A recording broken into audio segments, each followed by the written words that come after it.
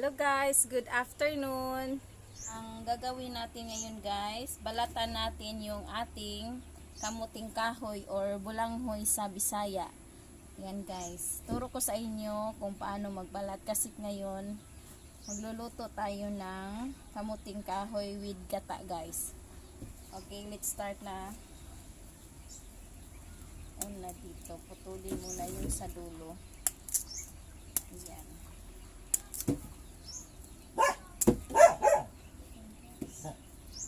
Tapos dito. Yan, hiwain muna dito guys. Ganyan. Dito yan.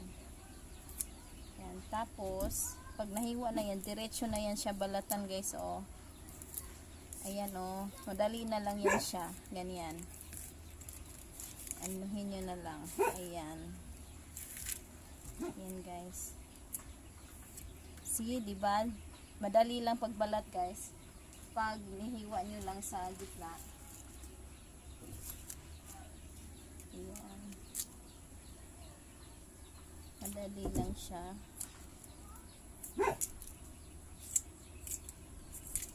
Ayan. Ayan guys, madali lang. Tapos, yan diba? Pagkatapos nyo balatan, ganunin nyo guys.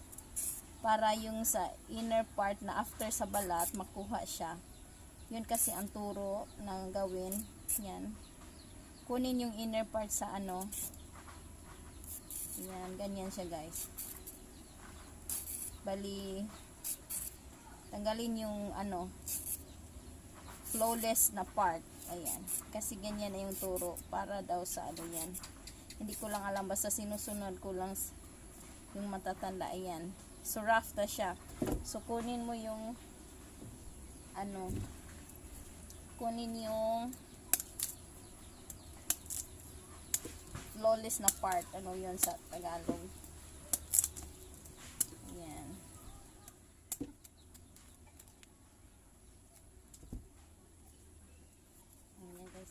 Madali lang siya. O, ganonin mo lang. Ayan. See? Madali lang ang pag, ano guys. Ganyan. Saba eh.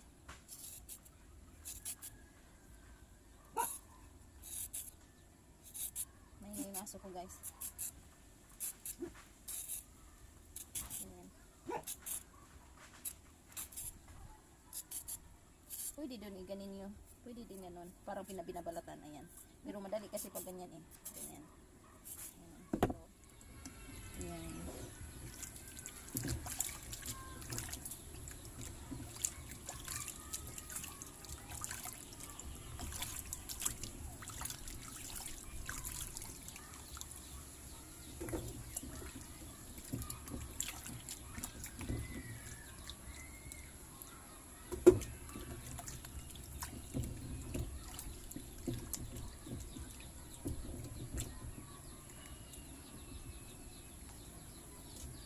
Guys, kasi ito malaki, so pwede natin siyang hatiin para madali lang siyang maluto.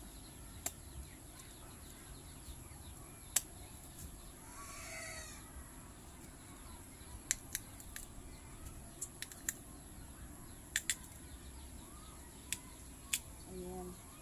Tapos kunin natin yung may itim na part.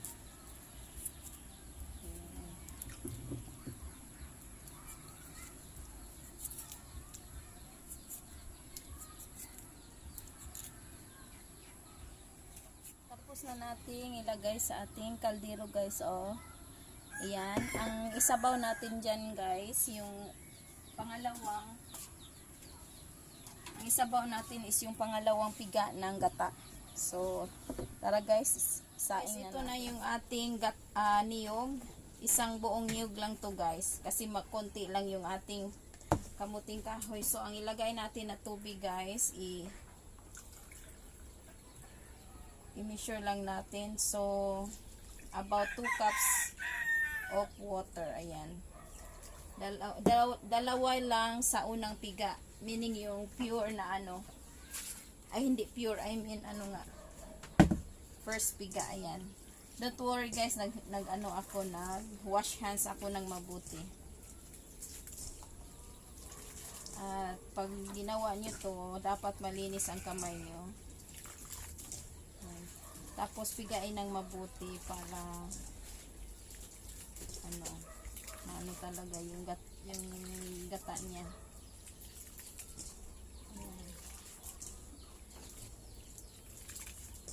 Okay na yan.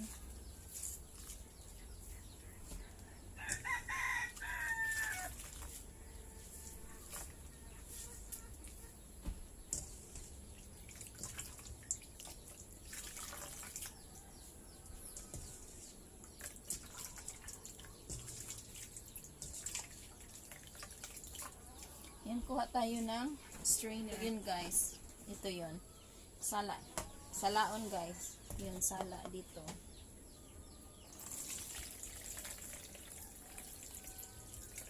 Yan. Yan. Tapos balik natin dito. Set aside muna natin yung ating first piga. Tapos, ito na yung ating, estimate nyo lang kung gaano karami yung sika na piga. Kasi ito yung gamitin natin pang sabaw.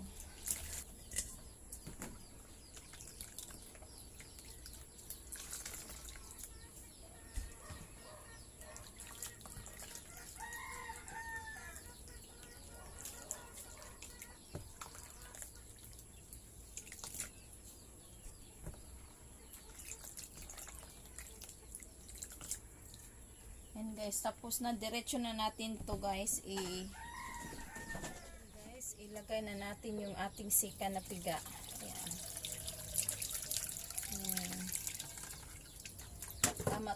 Tamang-tama lang yung sabaw guys, until mag soft yung maluto yung yung bulanghoy. Yan, iuun natin ang ating kalan. Yan.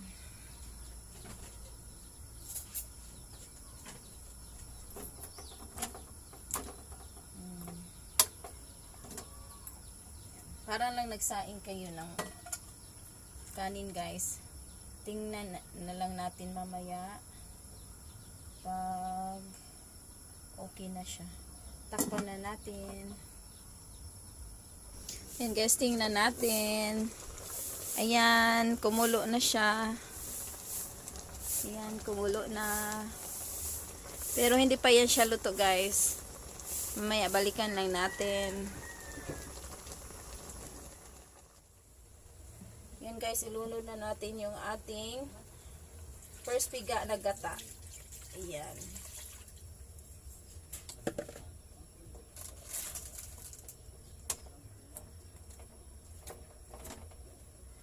Tapos, maglunod na natin yung ating brown sugar. Brown sugar yung gamitin natin guys.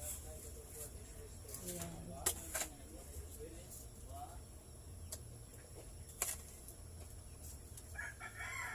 Ayan.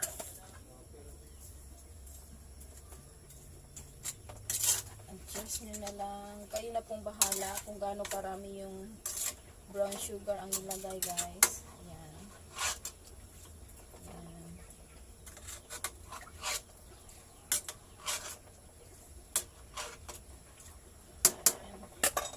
Yan, takpan muna natin. Balikan lang natin mamaya guys pag na okay na siya. Ayan na guys, yung ating kamuting kahoy with gata. Ready to serve na guys. Ayan, malambot na siya. Ayan. Masarap pa kasi pag ayan, sticky na yung ating gata guys. Ayan. Okay, ready to serve na.